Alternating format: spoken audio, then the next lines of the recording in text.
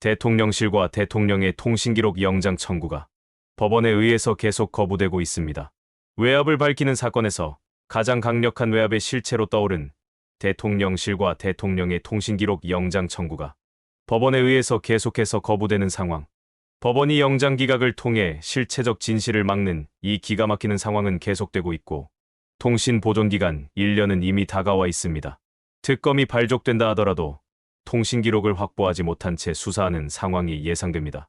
공수처가 나름 애를 쓰는 모습이지만 제한된 인력을 고려한다 해도 공수처의 수사는 너무나 더디기만 합니다. 사건 발생 1년이 다 된 시점에서 임성근 전 사단장의 휴대폰을 이제야 포렌식한다고 호들갑입니다. 최상병 순직 사건 외압 의혹 수사에서 MBC가 새로 취재한 내용입니다. VIP한테 얘기하겠다는 음성 녹음이 공개되면서 임성근 전 사단장 구명 로비 의혹이 더 커지고 있죠. 이런 상황에서 고위공직자범죄수사처가 압수한 임 전 사단장의 휴대폰 비밀번호를 풀어달라며 경찰에 협조를 요청했습니다. 법원은 대통령실과 대통령의 통신기록 영장을 기각하고 있고 공수처는 1년이 다 된 시점에서 임성근의 휴대폰 비밀번호를 풀려고 합니다. 협조 요청을 받은 경찰이 언제 풀어줄지는 아무도 모릅니다. 경찰이 시간을 보낸 뒤 못 푼다고 통보해도 공수처에는 강제할 방법도 없습니다. 증거 불충분의 명분만 되는 것입니다. 그나마 뉴스로 나왔으니 경찰이 부담을 갖는다는 것 그것에 의지해야만 합니다. 공수처가 본격적으로 의혹 규명에 나선 가운데 군사법원도 임 전 사단장 통화 내역 기록 조회를 허가했습니다. 박정훈 단장의 혐의는 항명수괴이고 수사단원들은 항명죄입니다. 유죄로 판결날 경우 이들에게는 인생 자체가 끝나는 형벌이 기다리고 있습니다. 그럼에도 군사법원은 이제서야 임 전 사단장의 통신기록 조회를 허가했고 대통령실은 물론 주요 혐의자 통신기록 조회는 아직도 거부하고 있습니다. 촘촘하게 설계된 상설특검을 적극적으로 검토해야 할 필요성을 보여줍니다. 공수처가 최근 임성근 전 해병대 1사단장의 휴대폰을 경찰에 넘겼습니다. 지난 1월 해병대와 국방부 등 최상병 사건 외압 의혹 관련자들을 대대적으로 압수수색하며 확보한 휴대폰입니다. 이 뉴스는 토요일에 있었지만 오늘은 7월 15일입니다. 압수한 지 반년이 지나도록 사실상 방치했다가 이제서야 비밀번호 풀어달라며 경찰에 넘긴 것입니다. 하지만 5달 넘게 휴대폰을 열지 못했습니다. 복잡하게 설정해둔 비밀번호를 풀지 못했기 때문입니다.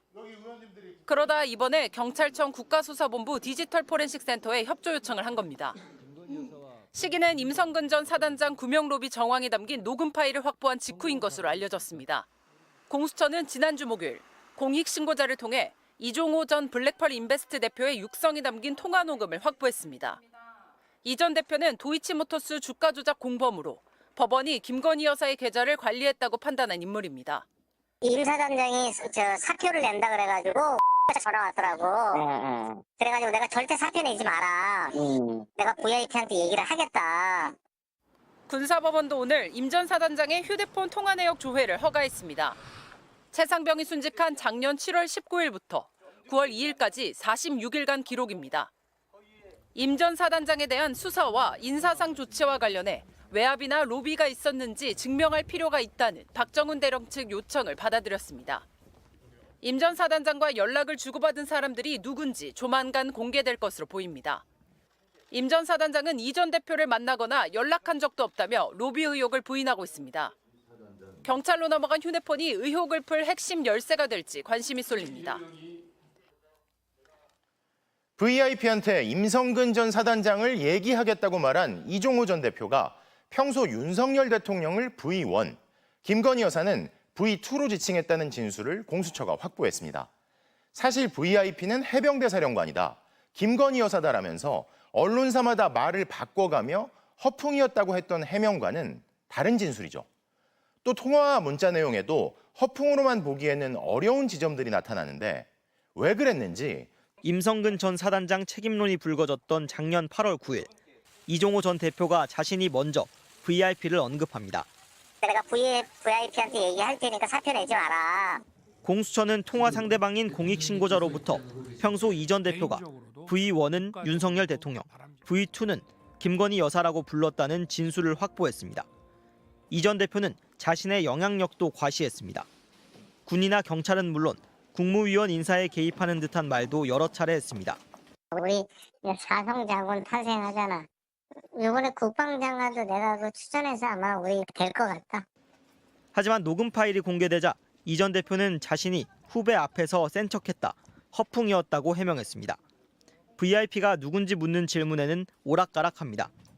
처음에는 자신이 한 말이 아니라 후배가 쓴 말을 따라했다고 했다가 이마저도 VIP는 해병대 사령관이다, 김건희 여사다, 언론사마다 말을 바꿔가며 답합니다. 임성근 전 사단장은 아예 만난 적도 없고 모르는 사이라고 했습니다. 하지만 올해 3월 통화 녹음에서는 가까운 사이처럼 성근이라고 부릅니다. 임성근이 안 만났었냐? 임사단장은? 만날 뻔했었죠 그때. 너는 이 성근이랑 임사단장은 뭐 안 만났구나. 임 전 사단장 일에 개입한 걸 후회하는 듯한 말도 했습니다. 쓸데없이 내가 거기 개입이 돼가지고 사표 낸다 그럴 때 내가 그럴 거야. 공수처는 이 전 대표의 주가 조작 이력에도 주목하고 있습니다. 지난해 5월 카카오톡 대화방에서 이 전 대표는 3부 내일 체크하고라고 합니다. 공수처가 확보한 작년 9월 녹음 파일에는 이 씨가 3부 토건 오너 일가를 언급한 내용도 있습니다. 그 사이 젤렌스카 우크라이나 여사가 윤석열 대통령을 만나 한국 기업의 재건 사업 참여를 요청했고 3부 토건이 관련주로 거론되면서 주가가 4배 이상 올랐습니다. 이 전 대표는 이에 대해 카톡방 3부는 골프장 야간 시간대를 뜻하는 3부였다고 했습니다. 임성근 구명 로비 의혹에 대해 대통령실은 물론 대통령 부부는 전혀 관련 없다는 게 대통령실 입장입니다. 이 전 대표는 조만간 입장을 정리해 밝히겠다고 했습니다. 김건희가 한동훈에게 보냈다는 문자를 여러 번 읽어보고 당시 상황을 되짚어보니 김건희가 한동훈에게 보낸 목적이 보였습니다. 아무도 이렇게 해석하진 않지만 궁금TV가 보기에는 윤석열에게 보여주기 위한 김건희의 계산된 문자로 목적이 보였습니다. 해명이나 사과를 거부할 명분이 없는 윤석열이 행여나 한동훈의 의견을 받아들여 자신의 사과를 결정할까봐 윤석열에게 자신은 겸손하고 정권을 염려하는 사람으로 한동훈과 윤석열의 관계가 틀어지길 원치 않는 사람으로 보여주기 위한 문자였다고 저는 생각합니다. 윤석열이 한동훈의 진정성을 의심하게 해야 한동훈이 윤석열에 미치는 영향이 차단되고 정권의 주도권을 자신이 계속 손에 쥘 수 있다 판단한 결과라고 생각합니다. 김건희 여사의 문자 메시지에서 처음 튀어나온 댓글팀과 관련해 논란이 계속 확산되는 분위기입니다. 이른바 한동훈 여론조성팀이 있었다고 폭로한 국민의힘 장해찬 전 최고위원은 자신도 여론조성에 동참했다며 고백하고 나섰고, 이준석 의원은 국민의힘 대표 시절에 댓글 작업을 암시하는 얘기를 들은 적이 있다고 밝혔는데요. 다들 뭔가를 선뜻 말하지는 못하고 있는 것 같지만 사그라들 기미가 안 보이는 이 댓글팀 관련 이야기, 파장이 어디까지 미치게 될까요? 제 생각에는 파장이 생각보다 적어서 대통령실은 고민일 거라고 생각합니다. 특검 정국을 비롯해 모든 걸 덮어버려야 하는데 생각보다 파괴력이 덜하기 때문입니다. 오늘 영상은 여기까지입니다. 시청해주신 여러분 고맙습니다.